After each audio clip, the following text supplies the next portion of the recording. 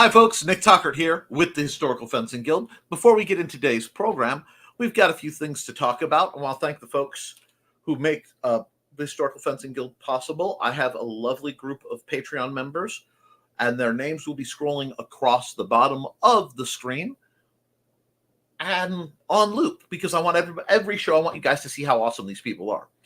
So they let me keep the lights on, afford to save up for list field adjustments, get to buy the trainers I review. It really does help, and I could not do what I do without you. So thank you, Patreon members. We are also made possible by sales of the Simple Sword, the Fighting Axe, and the Simple Spear, all part of my ongoing series of Western martial arts manuals designed to help you go from having never handled the sword to teaching the art to others. And lastly, and never under anything inappropriate, by IndieCD. That's the Independent Creator Directory, your one-stop shop for the best and the brightest authors, artists, musicians, and creatives. I realize I have the wrong glasses on. My apologies. Alrighty, there we go. That's so much better. If you're looking to be hosted online with the costs of everything going up and deranged billionaires basically running amok on the social media, having a place that people can just go find out about you, find out all the places they can talk to you, maybe make direct contact, and most importantly, check out the community calendar where they can find out where you're going to be, what conventions and the like, and what's going on. You want to consider joining the Independent Creator Directory. Now that bit of stuff is done, I want to thank you all. Last week, due to set up for my gaming convention, StompCon, I was forced to not live stream because at the time while this stream was running, I was running tables back and forth and checking out how we were going to floor plan and negotiate with some people whether they were coming or not. It was a whole big to-do. And you got to watch me suffer through the Bud K clearance sword rack. It was painful. It hurt my soul. And it is recorded for all posterity. So if you didn't get to see that, it is worth checking out. Today is, of course, Friday the 13th. And as is tradition around here, on Friday the 13th, I like to talk about the defense means for your assorted psycho killer slasher antagonist characters. Your Myers, your Voorhees, your etceteras. And we've got a lot of people. Let's see. But I'll check that out in just a second. But so we'll probably talk into that. I'm going to check with the chat. As usual, feel free to interrupt me with any questions or commentary.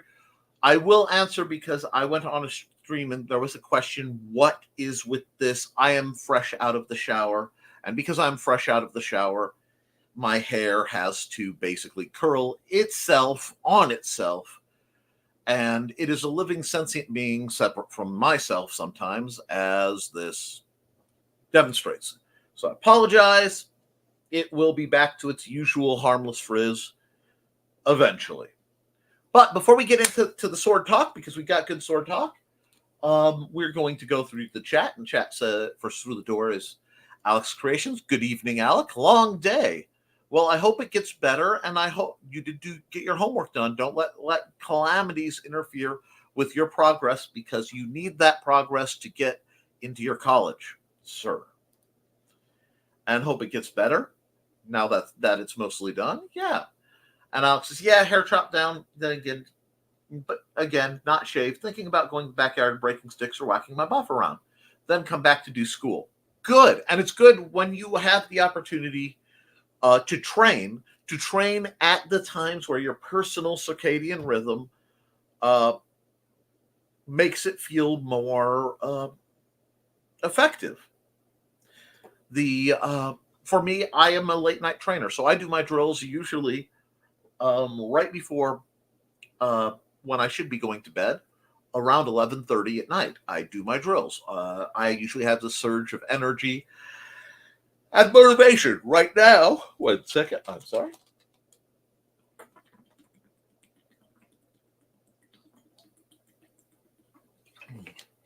I am suffering a bit of a sore throat still from all the talking and stuff I did during the con, so you'll forgive me that.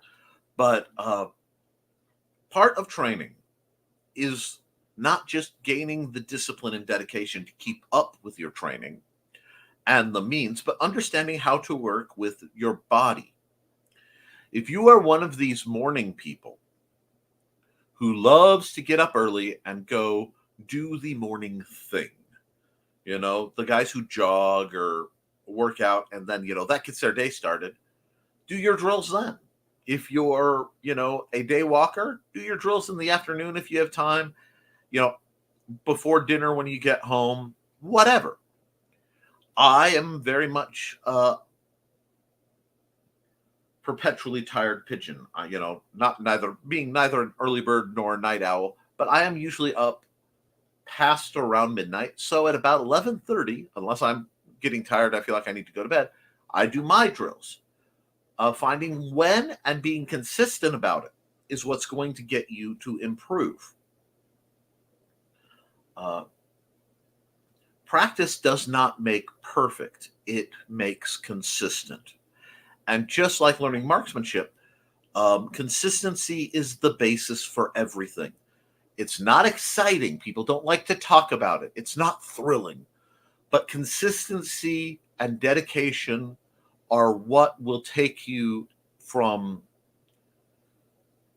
the weekend warrior play around to the person who actually is dedicated and learning. This applies to anything. It's I think somebody said if you spend, I'll say like 10,000, some stupid number of hours, 1,000 hours or 10,000 hours, something like that, a year, which breaks down to 13 minutes a day. So we could do the math and figure it out. You will be better than 95% of people who do whatever it is. I think that is true. So spending a few minutes, even just for maintenance purposes, is a great way to get started. And Alex says, I think part of the problem is I just have a lot of suppressed emotions. Yes, you do. We all do. Catharsis is a wonderful word. It is the act of venting tension and, suppressed emotions. If you are angry, doing something like that will build it up and you can let it out. You can roar and swear and beat on a pel and do so safely. And it will really help you both emotionally and physically. Watching a sad movie and crying when you're sad, but you just can't feel sad. This is good for you, Alec. I'm proud of you. Sometimes stress relief is needed for sure. Go break things. You've got 15 minutes till start. I'm doing dishes right now. The sign on the dishwasher was wrong, so I didn't know they were done last time I checked them out. They weren't doing that, they weren't. So doing that, then go out. Good man. Keeping a cool mindset, neutral feelings, which I'm working on what Nick and I have been talking about. And yeah, it's still hard. It will be. It's a necessary, 1 second. There we go.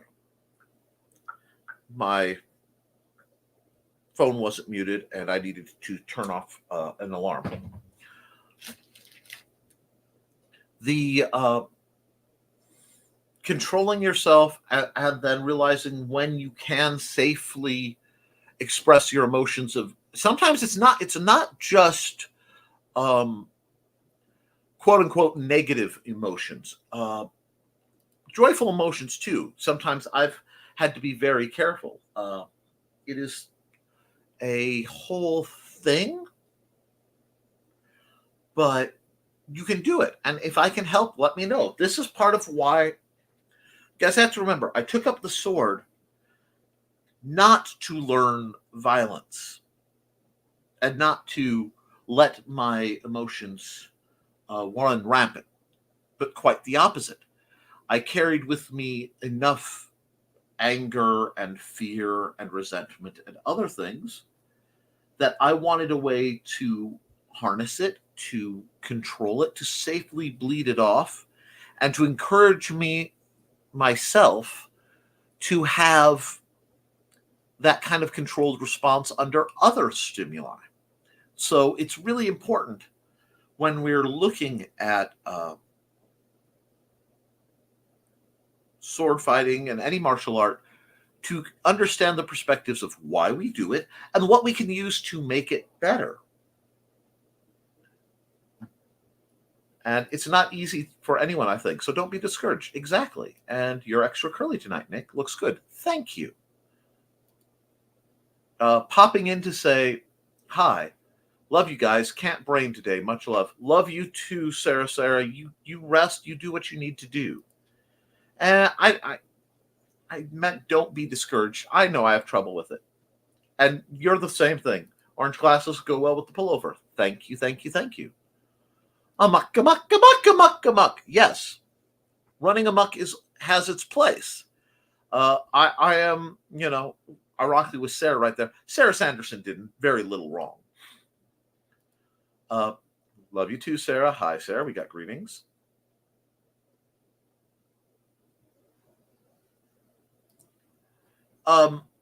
Nick, I had to laugh at your disdain for the ring rapier that you look at because there's actually a historical basis for it. Check out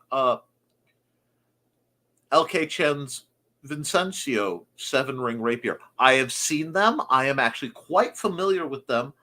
And it was, in many ways, one of the better ways that they could at the time. But if you look at the progression of rapiers, especially Italian and French, and I'll give you a hint, Spanish, you will find them quickly evolving away from those, and that style of swept tilt is moved away because that causes openings. And I've got lots of experience where even with, okay, can I reach that sword easily? No, I may not. A blunted SCA heavy sword has a heavy sword, not heavy sword, heavy rapier. Pardon the beating. Sorry, this is my rather well-loved 30-inch, but has a very large, as you can see, tip. This is beat up. It needs to be re-tipped. We'll deal with that. And it might, is that surface rust? No, and maybe just a little tiny bit. It's actually a pretty good shape. This is a 30-inch sword on me. The blade is basically perfect. It's a little tiny bit short for me, but because of the way I grip it, there's a ricasso difference. If this had quillions through it, it would probably be my favorite sword of all time. Anyway, getting back, tip this big still managed to get through assorted swept tilts and ring swords. So yes, there's an absolute historical basis for it. It was better than not having it. But once you got guards like this, and of course your cup hilts, they went away very quickly. Because hand sniping is not something you want in the real world. Mo Badman is now following. Well, thank you, Mo Badman, Bad Money Man. I do drills in the morning and in the evening. And good evening to you, Kitty, or you do your drills in the evening, which would make sense because you are a dance instructor. So doing rope dart drills and practice would be a good way to kind of loosen up after the day and kind of stair step down. I know I can't sleep because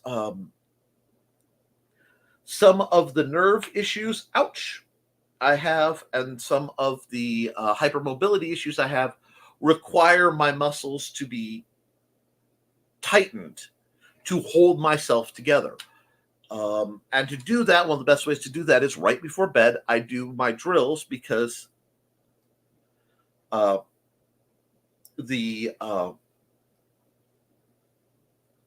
flexing of the muscle helps me get to sleep, so that as I'm approaching the relaxed state, I my joints are still extra supported till I can get into my braces and into the very specific positions I have to sleep in to avoid damage. And yes, that's how we deal with that. Let's see. I can't see Kitty. Kitty might be on the independent creator directory. Let's see. Let me look at this. Yep, right now we've got 6 people. 5 of them are on the Historical Fencing Guild live stream, and 1 is on IndieCD. But I don't think that number tracks Twitch. You also may need to go into your chat and turn from top messages to live chat or live whatever.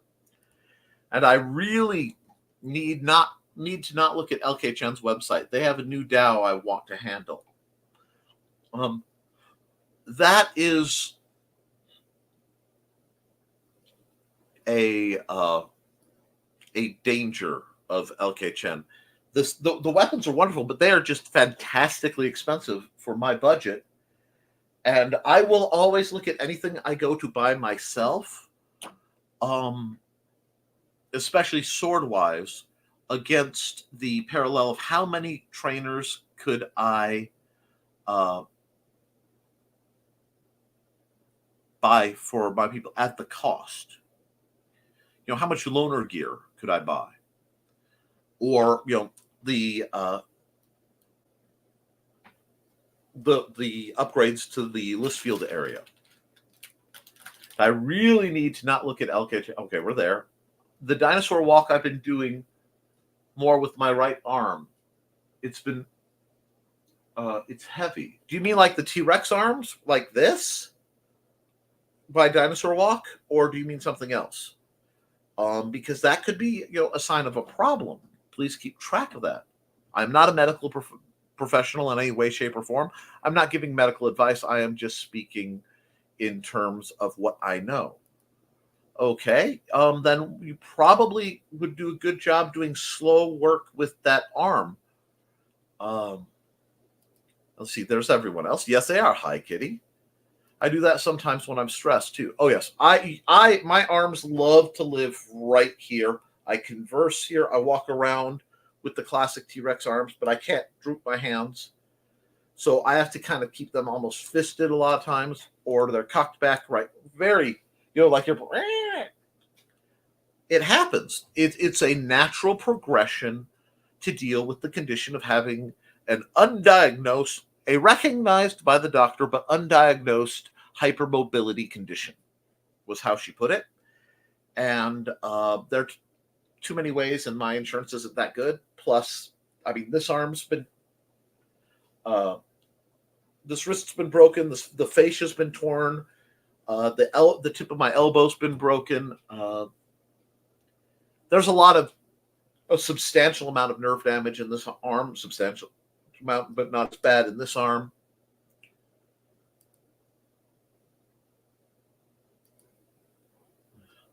I've been trying to do physical therapy stuff I've done in the past with them.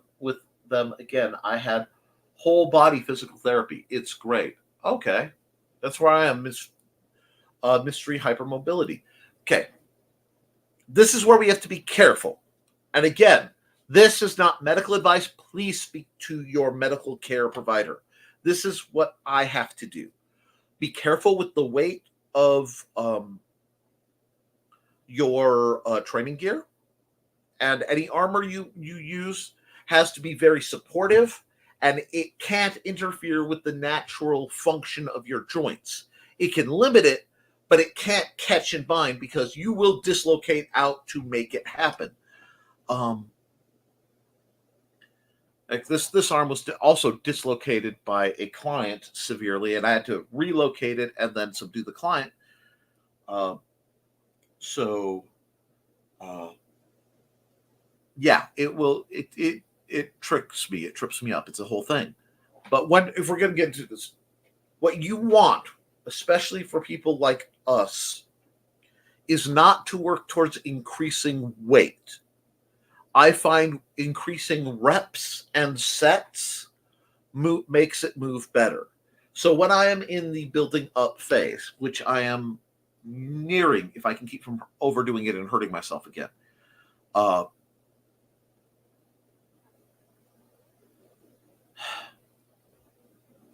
you don't want to, use a heavier weapon. Like in some cases, if you don't have issues, I'll say use a heavier weapon to train with than the one you fight with in tourney or whatever, because you will last longer, and that is a valid training thing. But for those of us who have joint issues, it doesn't matter how strong we are in the musculature, our joints can still fail.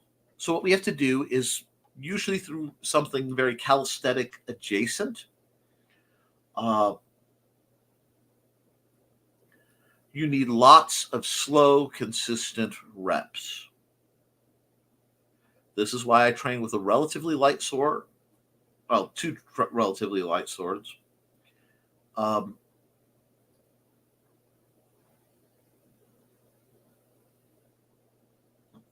But I don't use my heavier weaponry. In fact, there's a lot of weaponry I may go through and double check that Mandy doesn't like, and if I don't pick up some students locally, I may be liquidating that. I'm not sure yet. And by liquidating, that doesn't necessarily mean selling, but we'll have to see. The conventions of the Historical Fencing Guild have shifted around. And exactly, let me get through this. Always fun. Fan is good for me, nice and light. Exactly. The reps and sets are much better. Old friend tried to make me go weightlifting with them. No, that would do much more damage. Do more damage than good. Yeah. One thing when it comes to dealing with the physicality of working with limitations, you will find you need to follow your doctor and or physical therapist or occupational therapist in my situation. If you have to follow their demands, this is things like my squeezy square, the little sponge I had to squeeze. I have found that well-meaning friends and relatives will want to encourage you to go more than that. That's nothing, but they aren't living it. And because people will well-meaningly interfere, I find it's just easier when I am in a physical therapy / rebuilding standpoint to either do it with the physical therapist, the advisor there, or do it alone. And when you're doing it alone, you want to focus on what you're doing. And this is another thing that they don't talk about, but it needs to be a mindful, present action. So, and yes, slow and repetitive. Tai Chi is good for that. Tai Chi is amazing for building up, especially for swordplay. How I have had to tweak many of the motions to fit what I do and fit the fact that several of my joints don't actually work like a normal person's, so I can't quite stand the way they want to do a few things the way they want because my joints just don't work that way. And that's tragic, but it's also a thing that happens. Working through our adjustments requires patience that, frankly, people who haven't experienced it or been trained in it may not have. And the greatest enemy to healing, I have found, is not sloth. It is not lack of dedication. It is actually pride. It is hubris. It is overdoing it because it sets you back farther and farther. And yes, I said that. I dealt with that in my Tai Chi class before I knew my joints were an issue. I just couldn't do some things. I cannot remember the gentleman's name, but he has DVDs out. Sorry, guys. I'm only beginning to get my sleeping pattern reestablished. So I am a little drowsy today. But he has a series of chair Tai Chi. For those of us with inability to stand for long periods,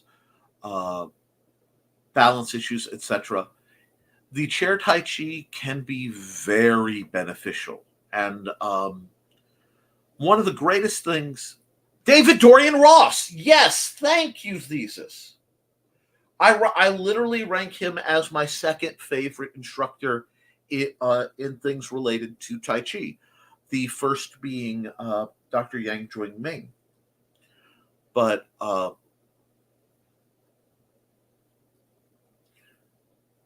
we have to develop something. And when you're, again, this is not normal advice.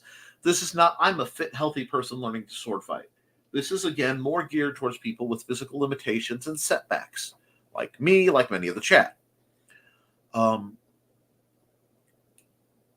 Your scale is radically different than most people's, or many people's, many of the more vocal people. Because many people who have our kind of conditions simply shy away from doing the kind of things we do because it's hard and it can be painful and it can cause injury. I have made no clause that any martial art is inherently dangerous by its nature, and it must be handled with respect. But in part of that, it is you have to go at your pace. You have to function in a way that is in line with your comfort level and capabilities. And I would rather have you consistently work at a comfortable level than try harder, because I'm going to move up. If you work at a comfortable level long enough, you will eventually move up. You'll eventually improve, theoretically, till you plateau. And then you have to make other adjustments in life to see if that changes or not. There will come a point, and especially for those of us in our 40s and older, you run into the line of, I can't do, isn't he the guy who does the Qigong that you do? I believe he is. I think that Thesis has mentioned him. Brilliant man. Oh, okay, I'm still here. Apparently my net is being staticky. The best way I have found to deal with that is you set your own course. And the thing is, that means some people won't be able to keep up. A lot of times with stamina. Now, normal advice is to say, if it hurts, don't do it. And that's hard, because for people who are in chronic pain, like yours truly, and again, people in the chat, it always hurts. There is no point where you are not in pain.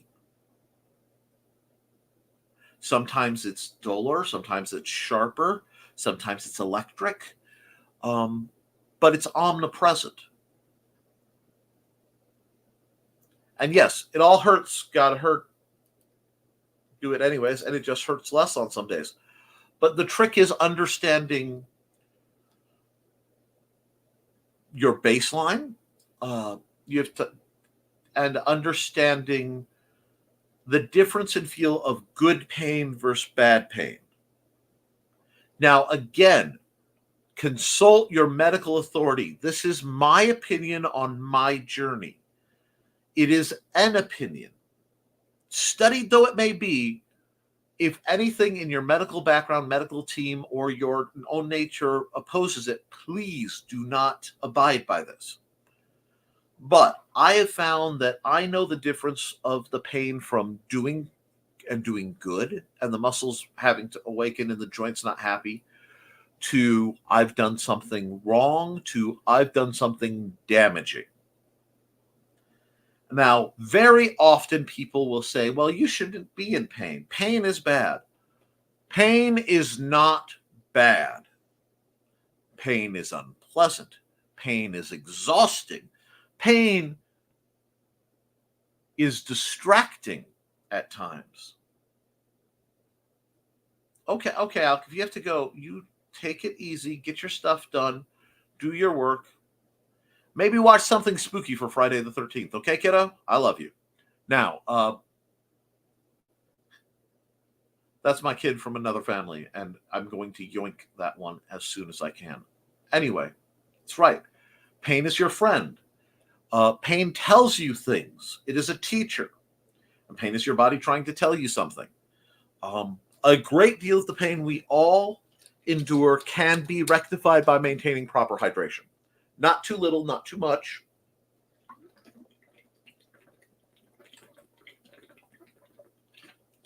Which is something I'm also having to rebalance because my newer medicines cause me to have to go to the bathroom more. And it helps with the swelling, but it does mean I have to drink a lot more frequently. It also means I have to avoid excessive salt. But if you are in that place, you have to know, okay, you want to mitigate everything you can. So a lot of it becomes routine because injury happens when you're not doing the same thing. Usually, injury happens when you goof up. Injury comes from an adult fall, which is never a good thing. People will poo-poo it. It is not something to poo-poo. An adult fall is a serious matter. So this is part of why you have to be mindful. And it's why I want you to stop. Not when it hurts, when it feels like it might start hurting in the bad way. For me, pain has been a teacher. It has been a friend. Pain has caused physical discomfort, but mental clarity throughout many times in my life, sometimes very necessary times. Pain often brings its buddy adrenaline alongside, which can be very useful in certain situations. It can constrict the outer blood vessels to limit bleeding. Understanding these things means we have to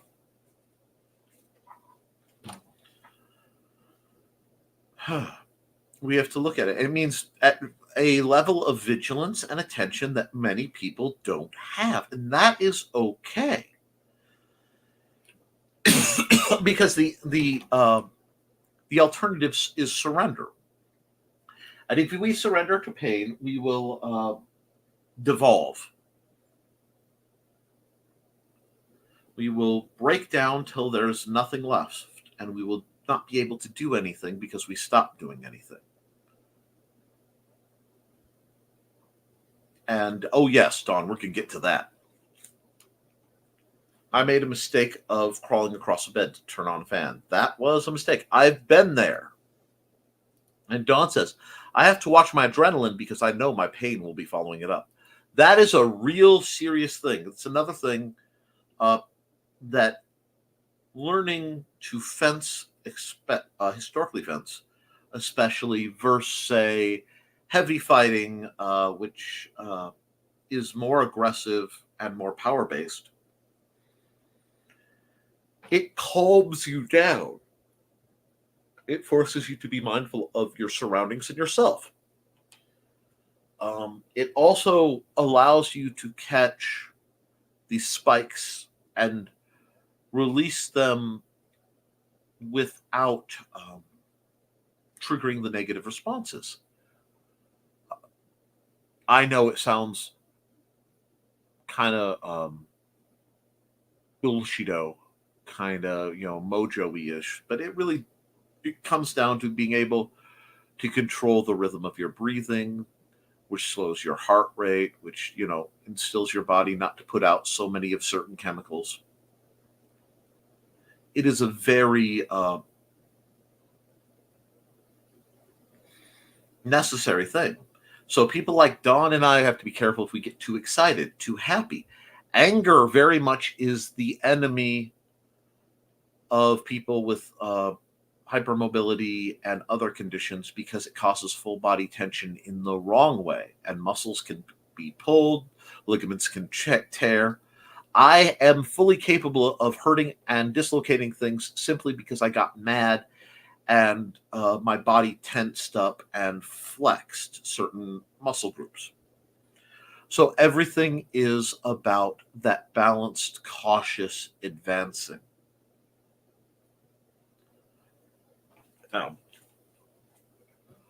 Okay, so true, Don. I'm glad you agree. Pardon my yawns. Wondering if Dawn watched and listened to the video parody I sent her. Tee-hee. Forgot about that until I heard you say your name, because I'm on a different tab while listening. Understand that too. Kitty says, after dancing and teaching for so many years, I know the difference between good pain and bad pain. My legs are usually burning by the end of the day, but I know that's my normal level of pain. That's interesting to understand the type of pain, because there is the burn of exertion versus the inflamed burn of tears that are coming. Now the breakdown of muscle to build more is a natural and uncomfortable process that you hear a great deal when you look into weightlifters or other such individuals, because that's the healing. Growth is a function of healing. So we have to balance all this out. And I know it's not exciting, it's not fun, but it is very crucial, because understanding these things are what will let you progress in what you want to do when your body may not want to do it. So a lot of what we're talking about today, a lot of what we've leaned into, boils down to mindfulness and listening to your body, because pain is very much a language of the body, as is exhaustion, dizziness. These are all things that your body can do. Ooh, Kitty, I tore my quad clean off the bone early in my dancing life. That pain was not good. Dusty Katzenberger, hello. Are there any exercises that can keep your sword arm strong? Absolutely. One of the best exercise for keeping your sword arm strong that I have found is to do daily drills using the sword as slow as comfortably possible. And then looking into the muscle groups that are activated and looking at other exercises you can do. It's about research. But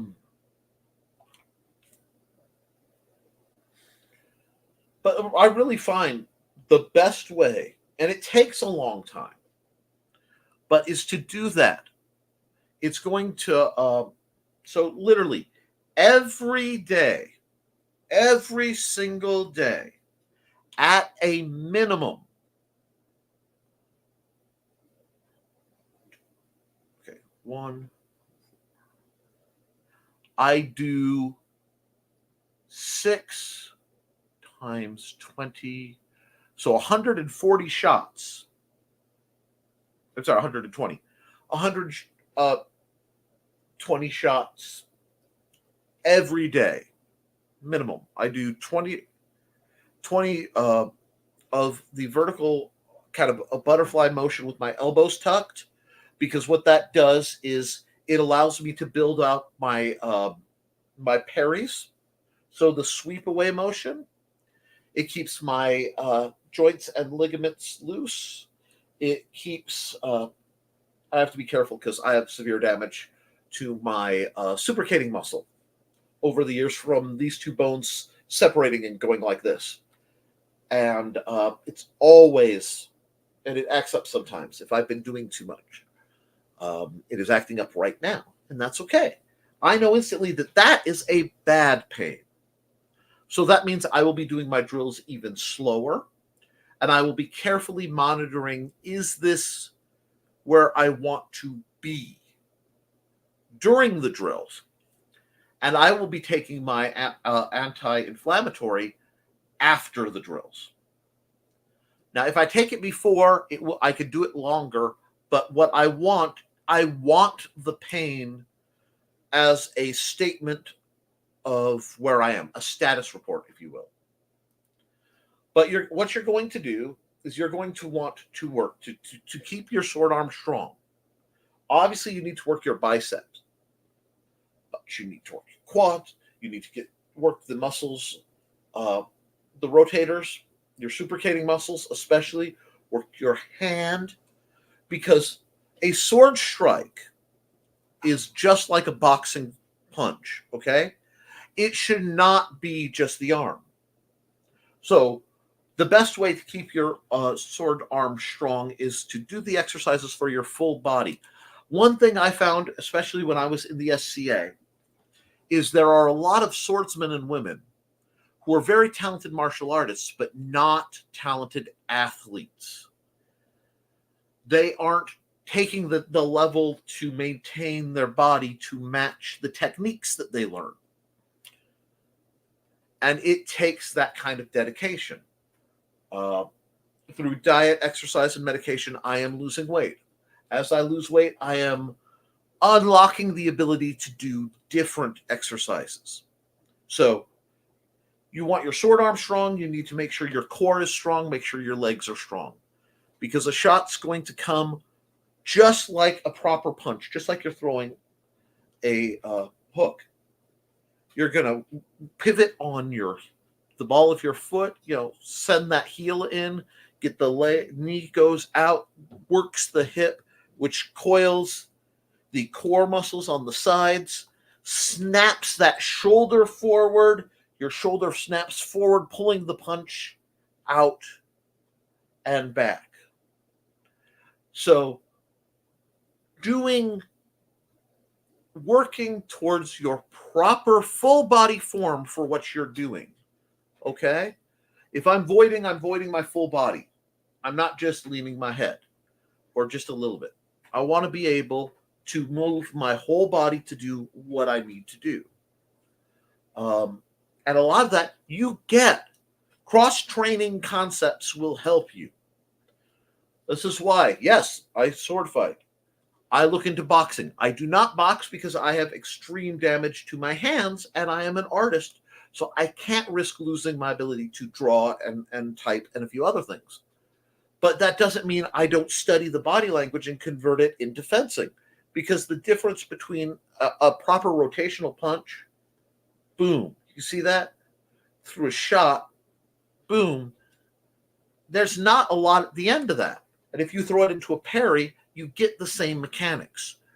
So you want strength, but if you build full body strength, core endurance, and mindfulness of what you're doing while you're drilling, because while you're sparring, you're not going to be thinking about that. While you're sparring, you're thinking about analyzing what your opponent is doing, your range, how fast they're moving, how fast you're moving, situational awareness. Is this safe? Has the marshal referee, whatever, said anything? All that is going on in your head. So in your training is the time where you are fixing your form. And to fix your form, you have to be consistent and attentive. It brings us all the way back to my marksmanship discussions. But when you're doing these sorts of things, you want to look at exercises and talk to professionals. You tell them what you want to do. A really good gym will tell you that if you want to hold a shield up longer, you need to do exercises where you're working the shoulder that's going to be doing it to build it up. So extended, lightweight, lots of reps doing this kind of thing, so that the stretching motions. So the resistance bands that you see.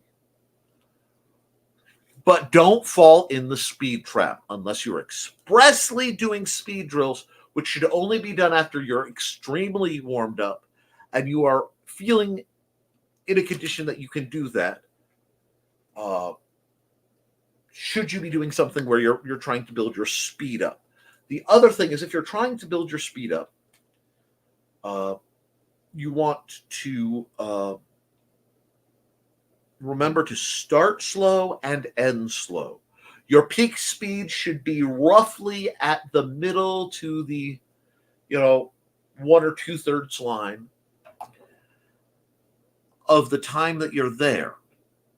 And then you want to ramp back down slowly to let your body cool, let the muscles loosen, get that lactic acid and stuff off of there so you don't have the cramps hitting.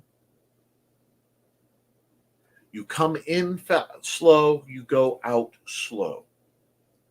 And even when you're going fast, you need to have accuracy, and you need to have good form, because that is what will stay with you.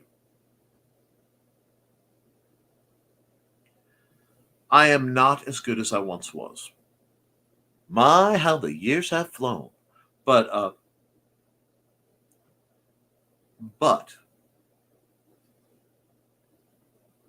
in many ways, I'm better. I am more skilled. I am more technical. I have less of the raw speed, and I have a whole lot less of the mobility. And speed and mobility and strength all come fairly early in your Western martial arts or martial arts in general journey. It is easier and simpler to get strong than it is to get good.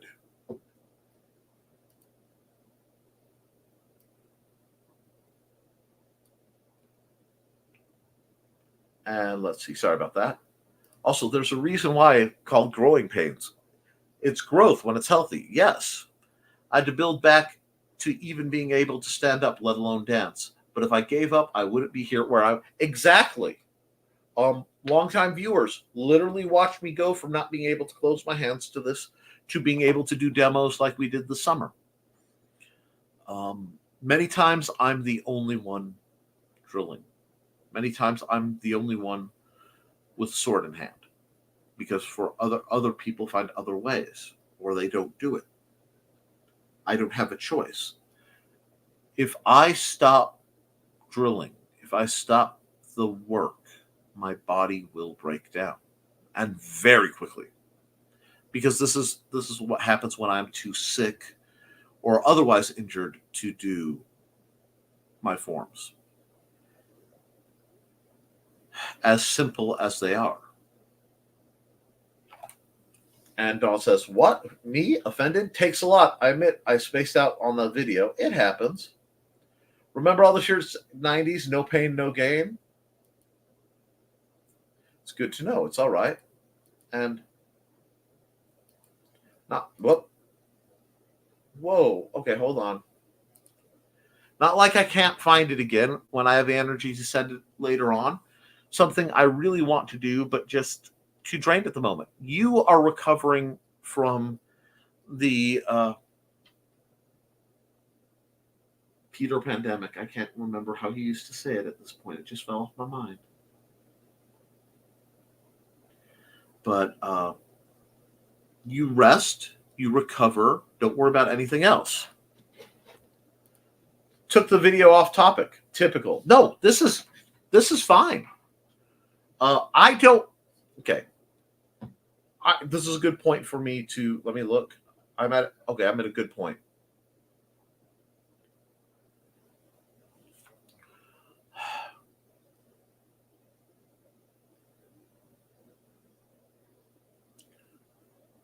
I set up this live stream to be a way to communicate with my students when I moved in 2019, and as a way to be of support to them and others who want to learn the martial arts and such, but couldn't, either due to money or due to lockdowns or whatever.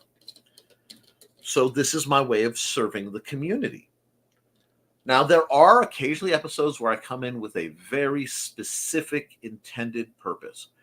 And I'll usually have a thumbnail set up for those episodes. I'll tell you at the beginning, I want to talk about this today. But when it comes to the chat, especially when I get a question like, Dusty put out,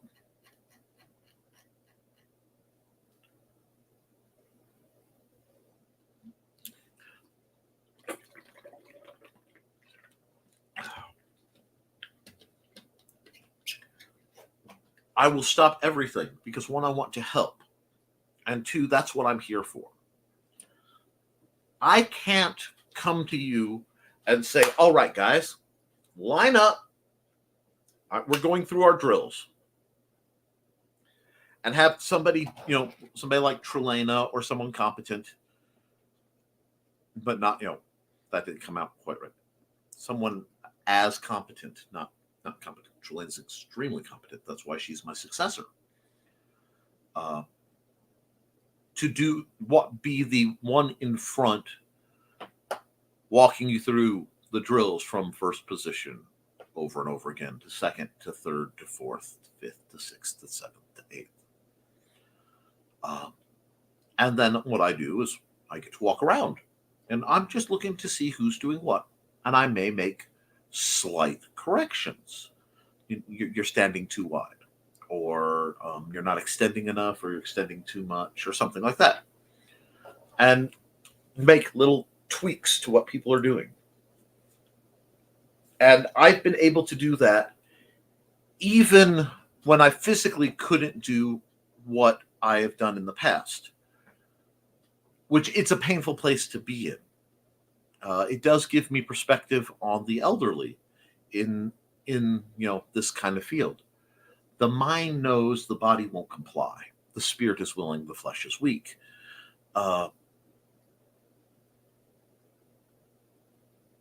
So what I do is apply my perspective.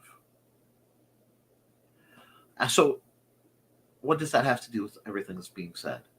Well, what it has to do with is I can't do that.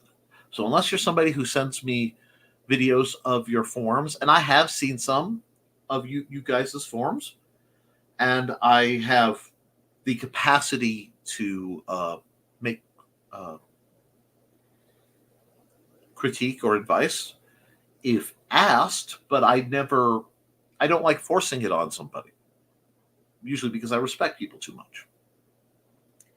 I only go where I'm invited. It's kind of in the rules.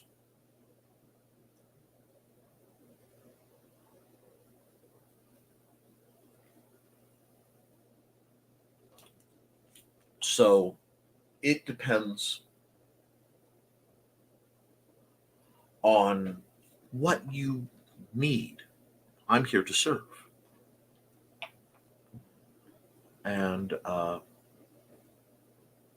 I'm back. I was got done getting complained about. Got what was getting complained about done. Good. Welcome back.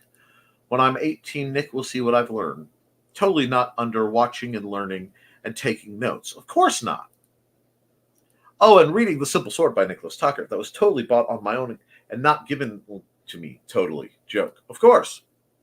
Oh, no. That was paid for. That was paid for in earnest interest. It was paid for in civility. It was paid for by on the tab that my gut told me you needed access to that. That's one of those that's in service to the job. Now, Thesis says, even when I was laid up with COVID and sleeping 17 hours a day, I was still doing forms. I will say, when I was laid up with COVID,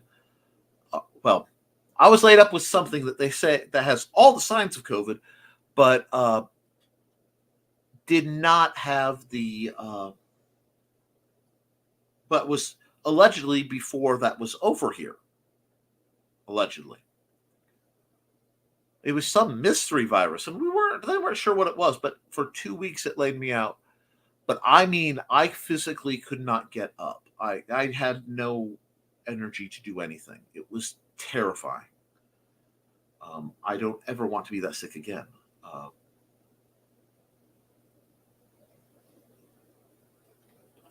And let's see. Oh, and oopsie. Oh, and okay, we did that. And Small Part thought maybe you would want to discuss the post I made on Facebook earlier today. Well, that would depend on the post. I'll be honest, I had originally planned this to be a kind of shtick show where I talked about the application, dealing with somebody like Michael Myers, who's essentially unkillable, by opening up the condition with very sturdy boar spears in large numbers and shields and boar spears, so that he can't just machete his way through to you easily or cut the head off the spear. Multiple people with boar spears pin him down, restrain him permanently with spikes of a very unpleasant nature, and then you do what you can. There are very simple medieval solutions to a large number of things that go bump, but we can talk about that another time. Halloween is still coming, even though I broke out my snazzy Halloween shirt early. Anyway. Oh yes, the Banderas is Zorro or Wesley from The Princess Bride, and who would win? There was some talk of the masks impeding vision. They don't really. The kind of masks they wore really don't impede vision very much at all, usually, especially when he has the more fitted one.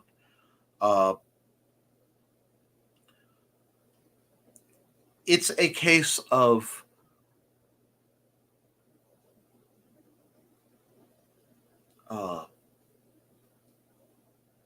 Wesley was a far superior technical fencer. And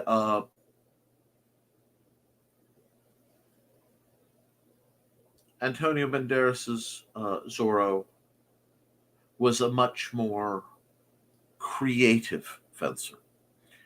You also have to realize that Wesley was far more a classic Italian fencer, whereas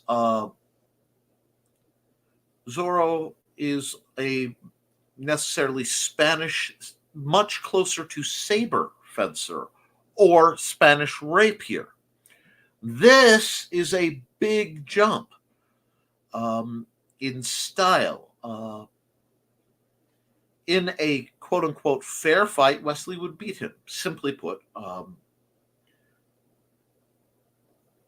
But I do not believe that Zorro would fight fair very long or at all. So I'm still tempted to give it to Wesley, but Wesley's still a lot more linear and earlier style, much earlier style than I would put Zorro. Yeah, I still got to give it to Wesley. I still, at the end of the day, have to give it to Wesley.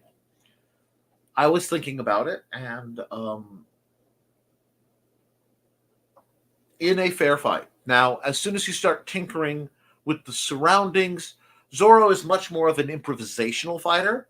So what would happen, I would think, if you put Wesley and Zorro in a list field, a fencing field, a ring of some sort where it's just the situation versus situation, definitely Wesley. Now, you put Wesley in a situation against Zoro in a natural environment, and by natural I don't mean necessarily wooded, but aside from Wesley's rather dramatic acrobatics that looked good but didn't accomplish a lot, he didn't weaponize his surroundings. Now Zoro is much more of the Jackie Chan school, where especially Antonio Banderas Zoro, where he will use everything. And Zoro, of course, is much quicker to turn to a firearm or cannon to get the job done. So in a you're fine. You're not trying. There's no sickness one-upsmanship. You're fine. In a diverse environment, Zoro might edge it out. And a lot of it becomes interesting. Ironically, I think Zoro would have a harder time against Inigo. Inigo Montoya would be more of a challenge for Zoro because his style is much more concussive and it is much more aggressive and much more so that would be the fight I would be more interested in. I think because Zoro can be so defensive and Wesley tends to be defensive, that it would be a very long circling fight, and honestly it's more a battle of the words. And that's actually my point. 19th century cavalry saber versus thin white rapier. I do not think it would be as likely to break the rapier as a lot of people would think. I do think it would. The rapier is longer, and Wesley's a very linear fighter. So Wesley could get in a lot of arm sniping, a lot of near maximum range, relatively shallow hits. So I'm still, it's hard. But the cavalry saber has a much more aggressive contact. It is almost or as fast as a rapier, at least as demonstrated by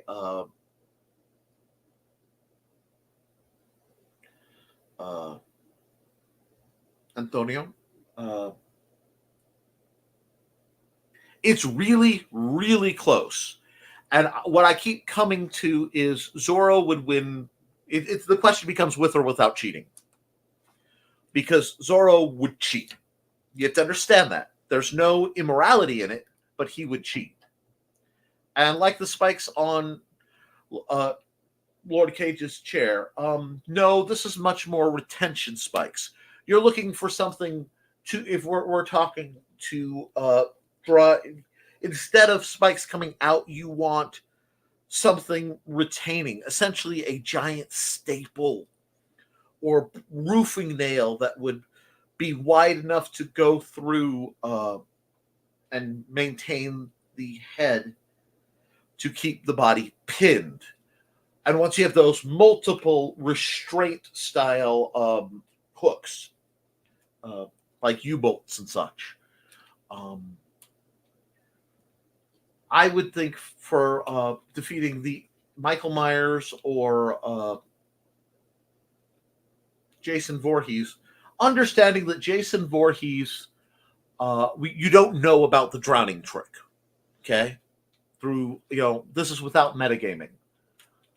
What you want to be able to pull is something akin to the end of the first Jeepers Creepers.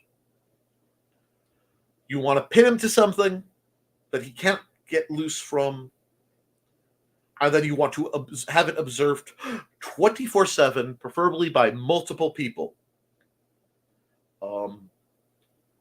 I would go as far as doing some rending, get him pinned, unable to move, etc., and then delimb, either of them to make them less of a threat.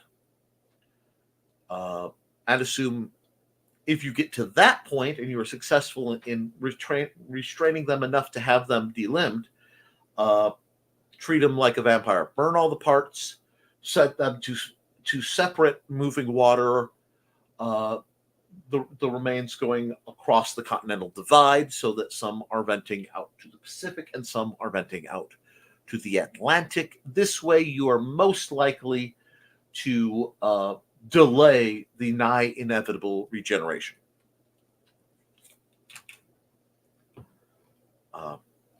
But good questions. Spooky stuff? No, not what I'm going to...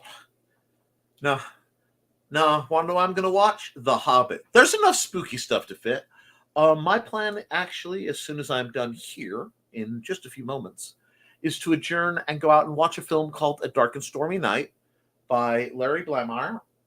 And it is spooky in a spooky comedic way. No gore, no real scares. It is an homage to the old 30s. There's that word again anyway. Dark House horrors. Dark House films. Beautiful, beautiful film. Possibly Jennifer Blamire. Oh, Larry Blamire, Jennifer Blair. I got their names switched because they were married for a time. And yeah, it's a whole thing. But it was one of Jennifer Blair's best roles, even though more people know her more for Anamala. I really liked Billy Tuesday. In fact, that she was very inspirational and good choice. I swoon over the charismatic ones. Fair. That is one of the dangerous things, but I see it. I often do Lord of the Rings marathons when I get sick or lose a whole day. I understand. Dr. Jekyll and Mr. Hyde. Ooh, that's nice too. I have the Roseanne DVD of all her Halloween episodes. Exquisite. Well done, ma'am. So guys, as it is, let's see. Oh, no, it's not here because that overlay was in the other thing. As it is Friday the 13th, and I have plans to spend, Johnny Depp. Totally justified. Although, as much as I love Captain Jack Sparrow, and I do believe he kind of ruined Johnny in that Johnny never quite gets out of Captain Jack Sparrow anymore. There's always that element. It's like he's invested in, which is why Sleepy Hollow. Sleepy Hollow is one of my all-time favorite horror films. It is one of my favorite Halloween movies. And it is always a candidate for a watch when I'm trying to figure out what I want to watch. That because it's got both. On one side, you have Johnny Depp. On the other, you have Christina Ricci. This is a win for anybody who's into such things. But with that, we've had a rousing discussion. Thank you so much. Especially a big shout out to Dusty Katzenberger for and Thesis for some great questions. Can't get away from loving. So maybe no, I love Captain Jack Sparrow. I'll be honest. Okay. Personal hang up. I grew up watching Dark Shadows. Dark Shadows was and still is one of my favorite vampire media ever. Jonathan Frid's Barnabas Collins defined what a vampire could be for me with the subtle malice. And literally, I grew up watching the original Dark Shadows with my mom. And yes, Jack Sparrow versus Zorro is the fight I want to see. Because it would become one hell of a cheat-off. See, the problem is Jack Sparrow has so much raw Deus Ex Machina around him, even more so than Zorro, that it really depends on, like, his plot armor inverts. It's either perfectly bulletproof or it inverts and it completely ruins his day. Nothing in between. But,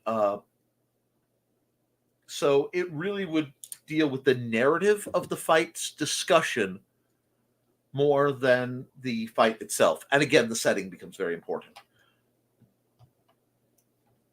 I'd probably give it to Zoro, but my man, I keep thinking of the Will Turner Jack Sparrow fight in the Swordsmith Forge. That's one of the best fights ever filmed. Not just not necessarily for technique, although it's there, but for presence. They weren't better than they were supposed to be, but they were good in the ways they were supposed to be, and they both fought very different despite being in the same setting. That's the sign of a great swordmaster, a fight choreographer, that is. Anyway, I feel that Johnny Depp's Dark Shadows was too comedic. It just didn't feel quite right to me, which is rare for me, but that's how I feel on that one. With that, guys, I'm going to say, please keep your guard up. Do your drills.